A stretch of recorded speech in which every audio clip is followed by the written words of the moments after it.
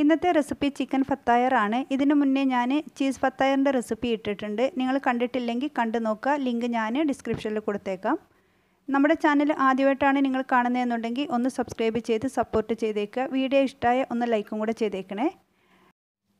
ഇനി നമുക്ക് ഒരു ബൗളിനകത്തേക്ക് ചിക്കൻ്റെ ബ്രസ്റ്റ് പീസ് ചെറുതായിട്ട് കട്ട് ചെയ്തിട്ട് ചേർത്ത് കൊടുക്കാം. ഇതുപോലെ ചെറിയ പീസായിട്ട് കട്ട് ചെയ്യാനായിട്ട് ശ്രദ്ധിക്കുക. നല്ലതുപോലെ കഴുകിയെടുത്തിട്ടുണ്ട്. ഇതിനകത്തേക്ക് മസാലകളൊക്കെ ചേർത്ത് കൊടുക്കാം. ഉപ്പ് ചേർക്കുന്നുണ്ട്. ഇനി നമുക്ക് നല്ല ജീരകം പൊടിച്ചത് ശകലം ചേർത്ത് കൊടുക്കാം. മസാലപ്പൊടികളൊക്കെ കുറേശ്ശെ ചേർത്താൽ മതി. കാശ്മീരി മുളക് പൊടി ചേർക്കുന്നുണ്ട്. മഞ്ഞൾപ്പൊടി ചേർത്ത് കൊടുക്കാം. ഇനി ഗരം മസാലയാണ് ചേർക്കുന്നത്. ഗരം മസാലയും ചേർത്തിട്ടുണ്ട്. അടുത്തതായിട്ട് സോയാ സോസ് ചേർത്ത് കൊടുക്കാം. ഇനി ശകലം വിനീഗറും കൂടെ ചേർത്ത് കൊടുക്കാം. കുറച്ച് ഇഞ്ചി വെളുത്തുള്ളി പേസ്റ്റും കൂടെ ചേർത്തിട്ട് കൈ വെച്ചിട്ട് നല്ലതുപോലെ ഒന്ന് മിക്സ് ചെയ്ത് കൊടുക്കാം. ഇങ്ങനെ മിക്സ് ചെയ്തതിന് ശേഷം ഫ്രിഡ്ജിൽ വെച്ചിട്ട് ഒന്ന് സെറ്റായതിന് ശേഷം ഫ്രൈ ചെയ്യണമെങ്കിൽ അങ്ങനെ ചെയ്തെടുക്കാം. ഞാനിത് ഉടനെ തന്നെ ഫ്രൈ ചെയ്യുകയാണ് ചെയ്യുന്നത്. തീ ഓണാക്കിയിട്ടുണ്ട്. ഒരു പാൻ വെച്ചിട്ട് ഇതിനകത്തേക്ക് ചിക്കൻ ചേർത്ത് കൊടുക്കാം. ഇതിനകത്തേക്ക് ഈ സമയം ഓയിലും വെള്ളമൊന്നും ചേർക്കണ്ട. ഈ ചിക്കൻ നല്ലപോലെ ചൂടായാൽ ഇതുപോലെ വെള്ളം നല്ലതുപോലെ ഇറങ്ങി വരും. അതിനുശേഷം നമുക്കിതിനകത്തേക്ക് ശകലം ഓയിൽ ചേർത്ത് കൊടുക്കാം. എന്നിട്ട് ഇത് നല്ലപോലെ കുക്ക് ചെയ്യുക. ഒരുപാട് ഡ്രൈ ആവാൻ നിൽക്കണ്ട. ഇതിനകത്തുള്ള ഈ വെള്ളം വറ്റിക്കഴിഞ്ഞാൽ നമുക്ക് തീ ഓഫാക്കിയിട്ട് ഇത് മാറ്റി വെക്കാം. അപ്പോഴത്തേക്ക് ചിക്കനൊക്കെ നല്ലതുപോലെ കുക്കായിട്ട് കിട്ടും. കാരണം ഇത് എല്ലില്ലാത്ത ചിക്കൻ ആയതുകൊണ്ട് പെട്ടെന്ന് തന്നെ വെന്ത് കിട്ടും. ഇത് കണ്ടോ, വെള്ളമൊക്കെ വറ്റി നല്ലതുപോലെ കുക്കായിട്ടുണ്ട്. ഇത്രയും മതി. ഇനി നമുക്ക് തീ ഓഫാക്കിയിട്ട് ഇത് മാറ്റി വെക്കാം. ഇനി ഒരു ബൗളിനകത്തേക്ക് മൈദ ചേർത്ത് കൊടുക്കാം. 3 കപ്പ് മൈദയാണ് എടുത്തിട്ടുള്ളത്. മൈദ ചേർത്ത് കൊടുത്തിട്ടുണ്ട്.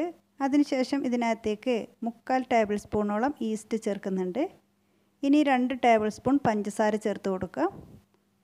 ആവശ്യത്തിന് ഉപ്പ് ചേർത്ത് കൊടുക്കുക. അതായത് 1/2 ടീസ്പൂണോളം ഉപ്പ് ചേർത്തിട്ടുണ്ട്. ഇതെല്ലാം കൂടെ ചേർത്തിട്ട് ഒന്ന് മിക്സ് ചെയ്ത് കൊടുക്കാം. ഇനി ഇതിനകത്തേക്ക് പാൽ ചേർത്ത് കൊടുക്കാം. 1 കപ്പ് പാലെടുത്തിട്ടുണ്ട്. കുറേശ്ശെ പാൽ ചേർത്തിട്ട് ഒന്ന് മിക്സ് ചെയ്ത് കൊടുക്കാം. ഞാൻ 1 കപ്പ് പാൽ മുഴുവനും ചേർത്തിട്ടുണ്ട്.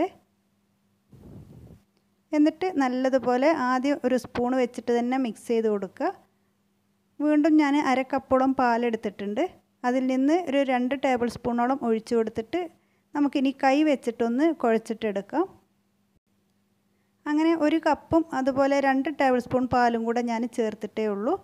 എന്നിട്ട് നല്ലതുപോലെ കുഴച്ചെടുത്തിട്ടുണ്ട്. നമ്മുടെ കയ്യിലൊക്കെ ഒട്ടിപ്പിടിച്ചുകൊണ്ടിരിക്കും. കൈ നല്ലപോലെ കഴുകിയതിന് ശേഷം വീണ്ടും കുഴച്ചെടുക്കാം. നല്ല സോഫ്റ്റായിട്ടാണ് നമുക്ക് കിട്ടിയിട്ടുള്ളത്. ഇനി നമുക്കിതിനകത്തേക്ക് 2 ടേബിൾ സ്പൂണോളം ഓയിൽ ചേർത്തിട്ട് ഒന്ന് കുഴച്ചെടുക്കാം. ഇങ്ങനെ കുഴച്ചെടുത്തതിന് ശേഷം ലാസ്റ്റ് വേണം ഓയിൽ ചേർത്ത് കൊടുക്കാനായിട്ട്. നമുക്ക് ഈ ബൗളിൽ വെച്ചിട്ട് നല്ലതുപോലെ കുഴച്ചെടുക്കാൻ പറ്റില്ല. അതുകൊണ്ട് നമുക്ക് ഇങ്ങനെ കൗണ്ടർ ടോപ്പിൽ വെച്ചിട്ട് നല്ലതുപോലെ ഒന്ന് കുഴച്ചെടുക്കാം. ഈ ഓയിൽ മൊത്തം ഈ പൊടിയിലോട്ട് നല്ലപോലെ യോജിച്ച് വരണം. നല്ല സോഫ്റ്റ് ആകുന്നവരെ ഇങ്ങനെ വലിച്ച് വലിച്ച് കുഴച്ചെടുക്കാം. അങ്ങനെ കുഴച്ചെടുത്തിട്ടുണ്ട്. ഇനി നമുക്കിത് റെസ്റ്റ് ചെയ്യാനായിട്ട് ഈ ബൗളിലേക്ക് മാറ്റി വെക്കാം. നമ്മൾ ഏത് ട്രേയിലാണ് ബേക്ക് ചെയ്യുന്നത് വെച്ചാൽ അത് റെഡിയാക്കി കൊടുക്കാം. ഞാൻ ഇതുപോലൊരു ട്രേയിൽ കുറച്ച് ഓയിലൊന്ന് സ്പ്രെഡ് ചെയ്തിട്ട് റെഡിയാക്കിയിട്ട് മാറ്റി വെക്കുന്നുണ്ട്. ഇനി ഒരു ബൗളിനകത്തേക്ക് ഞാൻ കുറച്ച് കാബേജും ക്യാരറ്റും പൊടിയായിട്ട് കട്ട് ചെയ്തിട്ട് ചേർക്കുന്നുണ്ട്. അതായത് ഗ്രേറ്റ് ചെയ്തിട്ട് ചേർത്ത് കൊടുക്കുന്നുണ്ട്. എന്നിട്ട് ഇതിനകത്തേക്ക് നമ്മൾ ഫ്രൈ ചെയ്ത് വെച്ചിട്ടുള്ള ചിക്കനും കൂടെ ചേർത്ത് കൊടുക്കാം. ചിക്കൻ മുഴുവനും ഞാൻ ചേർത്തിട്ടുണ്ട്. ഫില്ലിങ്ങൊക്കെ നമ്മുടെ ഇഷ്ടത്തിനനുസരിച്ചിട്ട് കൂട്ടിയും കുറച്ചൊക്കെ വെച്ചേക്കാം കേട്ടോ. ഇനി ഇതിനകത്തേക്ക് ചില്ലി സോസാണ് ചേർക്കുന്നത്. റെഡ് ചില്ലി സോസും ചേർത്ത് കൊടുത്തിട്ടുണ്ട്. ഇനി ടൊമാറ്റോ കെച്ചപ്പ് ചേർത്ത് കൊടുക്കാം. അതിനുശേഷം മയോണൈസാണ് ചേർക്കുന്നത്. ഇതെല്ലാം റെഡിമെയ്ഡ് വാങ്ങിയതാണ് കേട്ടോ. മയോണൈസൊക്കെ നിങ്ങൾക്ക് വീട്ടിൽ വേണമെന്നുണ്ടെങ്കിൽ ഉണ്ടാക്കിയെടുക്കാം. ഞാൻ റെഡിമെയ്ഡ് വാങ്ങിയിട്ടുള്ള മയോണൈസാണ് ചേർത്തിട്ടുള്ളത്. എന്നിട്ട് നല്ലതുപോലെ ഒന്ന് മിക്സ് ചെയ്ത് കൊടുക്കാം.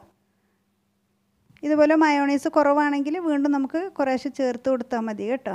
അങ്ങനെ നമ്മുടെ ഫില്ലിങ് റെഡി ആയിട്ടുണ്ട്. ഇത്രയേ ഉള്ളൂ. ഇനി നമുക്ക് ലാസ്റ്റ് കുറച്ച് സോയാ സോസ് വേണമെന്നുണ്ടെങ്കിൽ ചേർത്ത് കൊടുക്കാം. ഞാൻ ശകലം ചേർത്ത് കൊടുക്കുന്നുണ്ട്. അങ്ങനെ നമ്മുടെ ഫില്ലിങ് റെഡി ആയിട്ടുണ്ട്. ഇത്രയേ ഉള്ളൂ. ഇനി നമുക്കിത് മാറ്റി വെക്കാം. അരമണിക്കൂറായപ്പോഴത്തേക്ക് നമ്മുടെ മാവ് നല്ലതുപോലെ പൊങ്ങി വന്നിട്ടുണ്ട്. ഇനി ഇതിനകത്തുള്ള എയർ ഒന്ന് ഇതുപോലെ പ്രസ് ചെയ്തിട്ട് കളയാം. എന്നിട്ട് നമുക്ക് ഇതിൽ നിന്ന് ഓരോ ബോൾസാക്കിയിട്ടെടുക്കാം. ക്രാക്കൊന്നും വീഴാണ്ട് നല്ലതുപോലെ ഉരുട്ടിയെടുക്കുക. ഇതുപോലെ നമുക്ക് മാവിൽ നിന്ന് ഓരോ ബോൾസ് ആക്കിയിട്ട് എടുക്കണം. അങ്ങനെ ബോൾസൊക്കെ ആക്കി എടുത്തിട്ടുണ്ട്. എന്നിട്ട് നമുക്ക് ഇതിൽ നിന്ന് ഓരോ ബോൾസും പരത്തിയെടുക്കാം. ചെറുതായിട്ടൊന്ന് പൊടി തൂവിയതിന് ശേഷം പരത്തിയെടുക്കാം. ഒത്തിരി അങ്ങ് വലുതാക്കി പരത്തണ്ട. ചെറിയ റൗണ്ടായാൽ നമുക്ക് ഇതിനകത്തേക്ക് ഫില്ലിങ് വെച്ച് കൊടുക്കാം. എന്നിട്ട് ഫില്ലിങ്ങൊക്കെ വെച്ചതിന് ശേഷം നമ്മളിത് ഫോൾഡ് ചെയ്യുന്നത് എങ്ങനെയാണ് ഞാൻ ചെയ്യുന്നത് കാണുമ്പോൾ നിങ്ങൾക്ക് മനസ്സിലാവും എങ്ങനെയാണെന്നുള്ളത്. കൈ വെച്ചിട്ട് നല്ലതുപോലെ എല്ലായിടത്തും പ്രസ് ചെയ്ത് കൊടുക്കണം. എന്നിട്ട് ഇതുപോലെ ഒന്ന് പ്രസ് ചെയ്യുക. ഇതിൻ്റെ താഴ്ഭാഗം ലോക്കാവാൻ വേണ്ടിയിട്ട് ഇങ്ങനെ ചെയ്ത് കൊടുക്കുക. ഇത്രയേ ഉള്ളൂ. നമ്മൾ ബേക്ക് ചെയ്യുന്ന ട്രേയിലേക്ക് ഇതുപോലെ വെച്ച് കൊടുക്കുക. ഇതുപോലെ നമുക്ക് ഓരോന്ന് ചെയ്തെടുക്കാം. ഒത്തിരി പൊടി തൂവണ്ട. നമ്മളിത് ഒട്ടിച്ചെടുക്കുമ്പോൾ അത് നല്ലപോലെ ഒട്ടി വരത്തില്ല. ഇതുപോലെ കൈ വെച്ചിട്ട് നല്ലതുപോലെ പ്രസ് ചെയ്ത് കൊടുക്കണം. എന്നിട്ട് ഇതിൻ്റെ മുകൾ ഭാഗം നല്ലതുപോലെ പ്രസ് ചെയ്യുക. എന്നിട്ട് നമുക്കിതൊന്ന് കമിഴ്ത്തിയിട്ടിട്ട് ഇതിൻ്റെ മുകൾ ഭാഗത്ത് നമുക്ക് കൈ വെച്ചിട്ട് ചെറുതായിട്ടൊന്ന് പ്രസ് ചെയ്ത് കൊടുക്കുക. അങ്ങനെ ആകുമ്പോൾ ഇതിൻ്റെ താഴ്ഭാഗം നല്ലതുപോലെ ലോക്കായിട്ട് നിൽക്കും. ഇങ്ങനെ വേണം ചെയ്തെടുക്കാനായിട്ട്. ചെറുതായിട്ട് ഉണ്ടാക്കുമ്പോഴാണ് ഇത് കാണാൻ ഭംഗി. അതുപോലെ നിങ്ങൾ ഫില്ലിങ്ങൊക്കെ വെച്ച് കൊടുക്കുമ്പോൾ കുറച്ച് കൂടുതൽ തന്നെ വെച്ച് കൊടുക്കുക. ഇങ്ങനെ ഒട്ടിച്ചെടുക്കുമ്പോൾ വെള്ളം ആക്കേണ്ട ആവശ്യമൊന്നുമില്ല. ഇങ്ങനെ കൈ വെച്ചിട്ട് പ്രസ് ചെയ്യുമ്പോൾ തന്നെ നല്ലതുപോലെ ഒട്ടി നിൽക്കും. ഒത്തിരി അങ്ങ് വലുതാക്കി ഉണ്ടാക്കണ്ട. ചെറുതായിട്ട് ഉണ്ടാക്കുമ്പോഴാണ് കാണാൻ ഭംഗി. ഫില്ലിങ്ങൊക്കെ വെച്ച് കൊടുക്കുമ്പോൾ കുറച്ച് കൂടുതൽ തന്നെ വെച്ച് കൊടുക്കുക. എന്നാലേ നമ്മൾ ബ്രെഡൊക്കെ കഴിക്കുമ്പോൾ അതിനകത്ത് ഫില്ലിങ്ങൊക്കെ ഉണ്ടെങ്കിൽ ടേസ്റ്റ് ഉണ്ടാവുള്ളൂ. ഇതുപോലെ വേണം ചെയ്തെടുക്കാൻ കേട്ടോ. ഇങ്ങനെ നമുക്ക് മുഴുവനും ചെയ്തെടുക്കാം. അങ്ങനെ ഞാൻ എല്ലാത്തിലും ഫില്ലിങ്ങൊക്കെ വെച്ച് കൊടുത്തിട്ടുണ്ട്. ഞാൻ 1-2 കുറച്ച് വലുതാക്കിയിട്ടാണ് ഉണ്ടാക്കിയിട്ടുള്ളത്. ഇനി ഇത് നമ്മൾ 10 മിനിറ്റോളം റെസ്റ്റ് ചെയ്യാൻ വെക്കണം. പിന്നെ ഇത് വെക്കേണ്ട ആവശ്യമില്ല. കാരണം എല്ലാം ഫില്ല് ചെയ്ത് കഴിഞ്ഞപ്പോഴത്തേക്ക് ഓരോ ഭാഗത്തുനിന്ന് എല്ലാം നല്ലതുപോലെ വീണ്ടും പൊങ്ങി വന്നിട്ടുണ്ട്. ഇനി നമ്മളിതിൻ്റെ മുകളിൽ മുട്ട ഒന്ന് സ്പ്രെഡ് ചെയ്ത് കൊടുക്കാം. അതിനുശേഷം ഇതിൻ്റെ മുകളിൽ കുറച്ച് വെളുത്ത എള്ളും കറുത്ത എള്ളും കൂടെ സ്പ്രെഡ് ചെയ്യുന്നുണ്ട്. ഇനി ഇത് ഞാൻ ഓവനിലാണ് ബേക്ക് ചെയ്യുന്നത്. 180 ഡിഗ്രിയിൽ 10 മിനിറ്റ് പ്രീ ഹീറ്റ് ചെയ്ത് വെച്ചിട്ടുണ്ട്. എന്നിട്ട് ഒരു 40-45 മിനിറ്റ് വരെ സെറ്റ് ചെയ്ത് കൊടുക്കാം.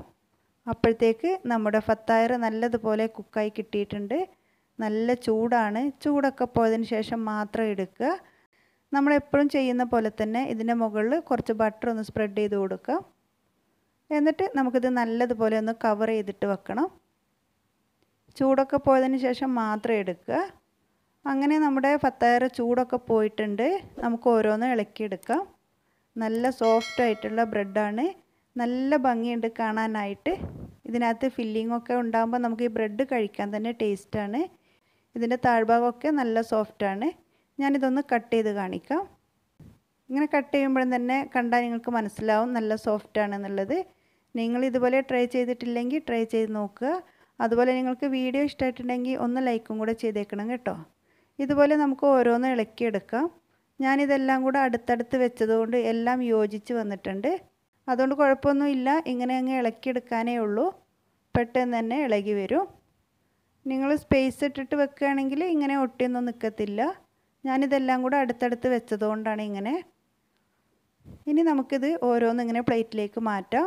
നല്ല ഭംഗിയുള്ള ഫത്തായറാണ്. കഴിക്കാൻ അതിഗംഭീരമാണ്. നിങ്ങൾ എന്തായാലും ട്രൈ ചെയ്ത് നോക്കണം.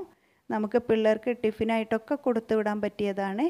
ഞാൻ ഇതുപോലെ ഒരു ബോക്സിനകത്തേക്ക് എല്ലാം മാറ്റുന്നുണ്ട്. എന്നിട്ട് നല്ലതുപോലെ ഒന്ന് അടച്ച് വെക്കാം. പിറ്റേ ദിവസമൊക്കെ കഴിക്കുമ്പോഴത്തേക്ക് നല്ല ടേസ്റ്റ് ആയിരിക്കും. നിങ്ങൾക്ക് വീഡിയോ ഇഷ്ടമായിട്ടുണ്ടെങ്കിൽ ഒന്ന് ലൈക്കും കൂടെ ചെയ്തേക്കുക. ഇതുപോലെയുള്ള റെസിപ്പിയുമായി അടുത്തൊരു വീഡിയോയിലൂടെ നമുക്ക് വീണ്ടും വരാം.